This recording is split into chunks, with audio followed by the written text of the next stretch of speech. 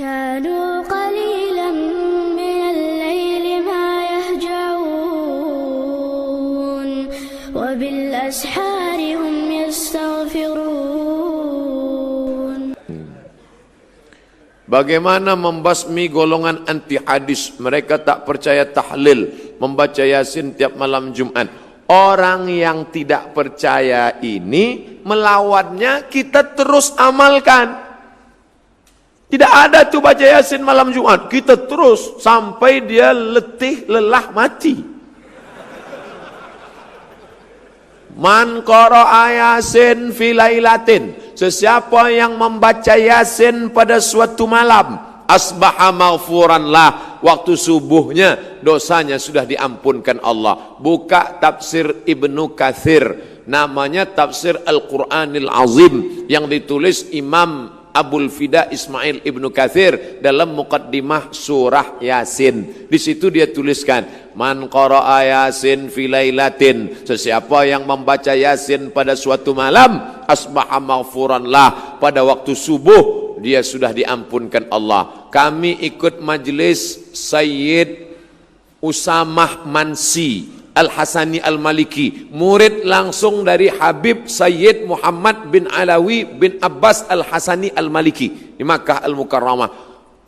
Anaknya memberikan ijazah kepada saya, Sayyid Ahmad bin Muhammad bin Alawi bin Abbas Al-Hasani Al-Maliki. Abdul Somad, aku ijazahkan pada engkau membaca surah Yasin tiap malam. Dia suruh baca Yasin tiap malam. Jadi sebaiknya Yasin itu dibaca tiap malam. Ulama yang datang ke negeri Melayu dulu tahu orang Melayu pergi ke laut, pergi bertanam padi, pergi mencari ikan. Susah kalau tiap malam. Dia suruh kalau tak sanggup tiap malam, malam Jumat sajalah. Tiap malam pun tak sanggup, inna lillah wa inna ilaihi raji'un. Malam Jumat sekali saja. Kenapa mesti malam Jumat? Sayyidul ayyam, induk dari segala hari. Apa kata Imam Ibnu Katsir dalam muqaddimah surah Yasin? La tuqra'u fi amrin asirin, kalau dibacakan pada perkara yang susah, illa yassarahullah, maka Allah memudahkannya. Susah punya anak, baca Yasin. Lepas baca Yasin, ya Allah, aku bertawassul kepada engkau berkat surah Yasin ini. Susah menemukan jodoh, baca lagi. Bagi yang belum menikah, yang sudahnya baca lagi. Ini yang susah mati. Berapa banyak kita disuruh baca Yasin, nengok orang tak mati-mati. Ustaz, tolong baca Yasin ni, kenapa? Udah 3 hari tak mati-mati. Kita baca, lepas kita baca, sehat. Alhamdulillah. Apa hukuman dari Allah untuk orang sengaja memutus hubungan silaturahim antara anak dan ayah? Ini orang anak, ini ada ayah, tapi dia putuskan hubungan orang ini sehingga si anak tak mengenal ayah. Maka dalam Islam tidak boleh memakai bin. Ud'uhum li'abaihim, pakailah mereka dengan nama bapa mereka. Zaid bin Muhammad, Zaid bin Muhammad, turun ayat, makana Muhammadun aba ahadim mir rijalikum, Muhammad bukan bapak kamu, walakin Rasulullah, tapi dia adalah Rasul Allah, wa khataman nabiyyin, penutup para nabi. Maka dipanggillah nama bapa aslinya Zaid bin Harithah, Zaid bin Harithah, tidak lagi Zaid bin Muhammad. Maka bila ada orang mengambil lalu dia lupakan nama bapak kandungnya, diputusnya, maka kita berdosa. Apalagi kalau anak itu perempuan, nanti dia akan menikah, maka mestilah pakai wali bapaknya. La nikah, tidak sah nikah illa biwaliyin, kecuali dengan wali, wa syahidai adlin, dengan 2 saksi yang adil. Apa amalan-amalan yang patut dibuat, amalkan di akhir zaman ini, Ustaz? Tidak ada amal yang paling afdal dilaksanakan di akhir zaman ini selain daripada zikir. Karena yang paling banyak melalaikan kita, Twitter, BBM, WhatsApp, FB, Twitter, browsing, launching, surfing, macam-macam, membuat kita lalai daripada Allah SWT. Maka berzikir. Ya Rasulullah, Ayul a'mal khairun. Apa amal yang paling baik ya Rasulullah? Di antara amal-amal yang banyak ini apa amal yang paling baik? Apa kata Rasulullah? Antufariqad dunya, kau mati meninggalkan dunia. Walisanuka ratbun, lidahmu dalam keadaan basah. Bizikrillah, berzikir dengan Allah. Inilah yang saya bingung sampai hari ini Ustaz. Kenapa? Ustaz Anu kata zikir paling elok subhanallah. Ustaz ini kata zikir paling baik Allah Allah. Ustaz ini kata zikir paling bagus astaghfirullah. Ustaz ini pula berkata zikir yang paling eloknya astaghfirullah. Lalu satu pun belum saya amalkan. Pilihlah salah satu.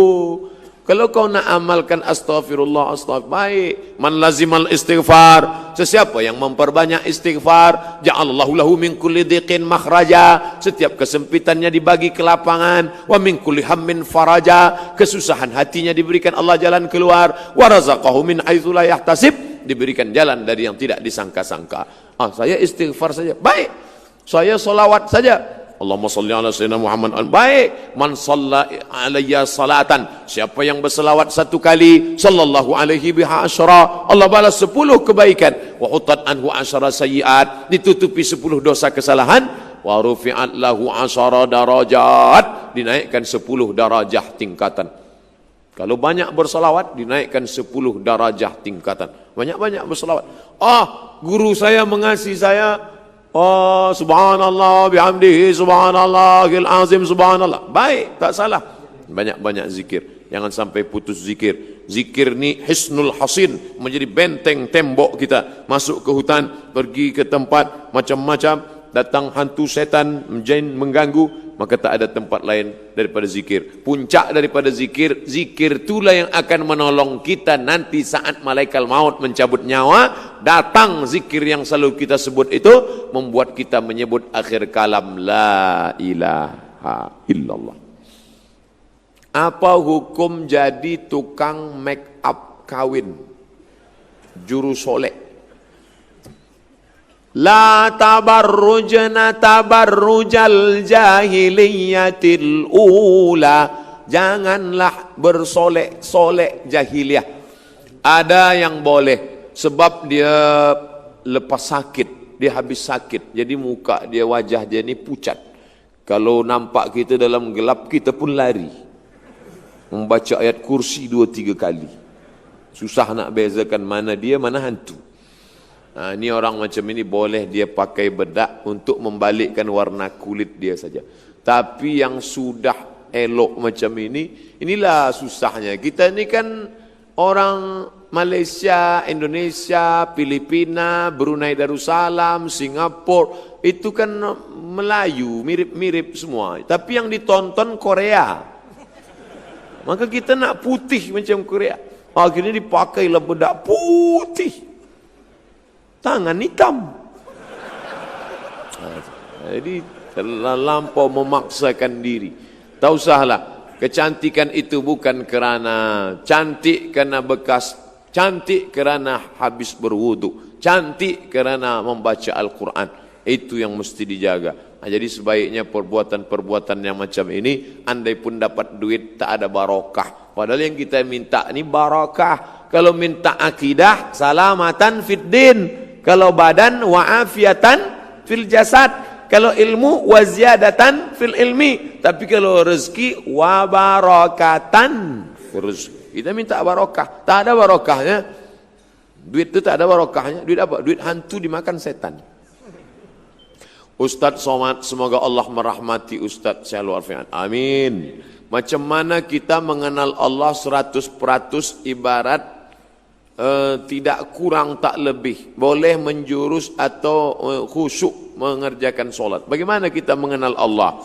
Mengenal Allah melalui sifat 20. Itulah akidah Asy'ari, Abul Hasan Al-Asy'ari. Wujud, qidam, baqa, mukhalafatul awadis, qiyamuhu binafsihi, wahdaniyah, qudrat, iradat, ilmun, ayat, sama, basar, kalam. Makanya dulu ulama membuatkan sifat 50, 20 sifat wajib, tambah sifat mustahil, tambah sifat jaiz, tambah sifat nabi, tambah mustahil bagi nabi. Itu ulama Ahlus Sunnah wal Jamaah supaya mengajarkan dia Karena Allah tidak berupa. Kalau dipejamkan mata nampak hitam, putih, merah, hijau, kelabu, itu bukan Allah. Walam yakul lahu kufuwan ahad. Dari mana dia tahu? Mukhalafatuhu lil hawadis. Banyak-banyak laksanakan, beriman, beramal, berilmu, makan halal. Allah yang menurunkan khusyuk. Khusyuk itu bukan dari kita, dari Allah. Tapi yang menyiapkan cawannya kita, yang menyiapkan gelasnya kita. Kita siapkan dengan ilmu, Allah yang menurunkan. Wallazi anzalas sakinata fi qulubil mu'minin. Dia yang menurunkan sakinah, khusyuk ke dalam hati orang beriman. Boleh jadi yang berbicara khusyuk ini lebih tak khusyuk. Boleh jadi dia tidak tahu tentang khusyuk, tapi Allah bagi dia khusyuk. Kenapa? Karena hati dia bersih. Siapkan ilmunya, Allah akan berikan. Tapi kata Syekh Ali Tontawi, khusyuk itu kata dia paling tidak connecting, tak putus antara mulut dengan hati. Bismillahirrahmanirrahim. Makanya salat itu mulut bergerak. Datang tabi'in bertanya kepada Khabbab ibnul Arth, ya Khabbab, ya, Nabi itu kalau sholat mulutnya bergerak atau tidak? Kata Khabbab, Nabi kalau sholat mulutnya bergerak. Dari mana kamu tahu? Bittirabi lihyatih, aku tengok jenggotnya bergoyang. Ini sekarang ada orang sholat diam. Tak apa dia baca. Bacalah Allahu Akbar kabira, walhamdulillahi katsira, wa subhanallahi bukratan wa asila. Mulut dengan ini. Fahami apa yang dibaca. Saya tidak suruh hafal satu persatu, hafal artinya, enggak. Bila ada yang menghafal artinya baik, tak salah. Tapi kalau sampai dia tak hafal, tapi paling tidak dia paham. Inna salati wa nusuki wa mahyaya wa mamati lillah la syarika lahu wa bidzalika umirtu. At-tahiyatul mubarakatus shalawatut thayyibatu lillah. Dari tempat wudu ke dalam masjid, jangan lagi tasbih. Tak boleh tasbih. Nabi melarang tasbih. Tasbih. Tak boleh tasbih. Kenapa? Merusak khusyuk. Dari tempat wudu tasbih, bukan tasbih. Tasbih. Subhanallah, subhanallah. Datang orang sebelah kita nak bertanya, esok jadi macam mana kita pejabat? Subhanallah, subhanallah, subhanallah. Jaga hati. Qul amru rabbin nas, malikin nas, ilahin nas. Allahu Akbar. Macam naik kereta juga. Kadang-kadang udah agak-agak lari ke tepi, naikkan balik. Naikkan balik. Harus sentiasa waspada, harus sentiasa. Begitulah khusyuk itu dari awal sampai akhir. Selepas salat tetap juga kita khusyuk. Selepas salat tetap zikir tak pernah putus. Nah ini, itulah mengapa dibuat tulisan-tulisan Arab, tasbih di tepi rumah, di tepi jalan, supaya apa? Mata melihat, telinga mendengar. Inna sam'a, telinga mendengar, wal basar, mata memandang, wal fuad, berpikir, merenung. Ini tiga ni tak boleh putus. Telinga mendengar, mata melihat, hati merenung. Nah, ini masuk dari telinga ke hati, masuk dari mata ke hati, maka melihat tulisan-tulisan cantik ini. Masya Allah, la haula wala quwwata illa billah. Apa bacanya? Entah, tak tahu. Fahiya ilal alqani fahum muqmahun wa ja'alna min baini aydihim saddan wa min khalfihim saddan fa aghshaynahum fahum la yubsirun. Surat Yasin. Insyaallah.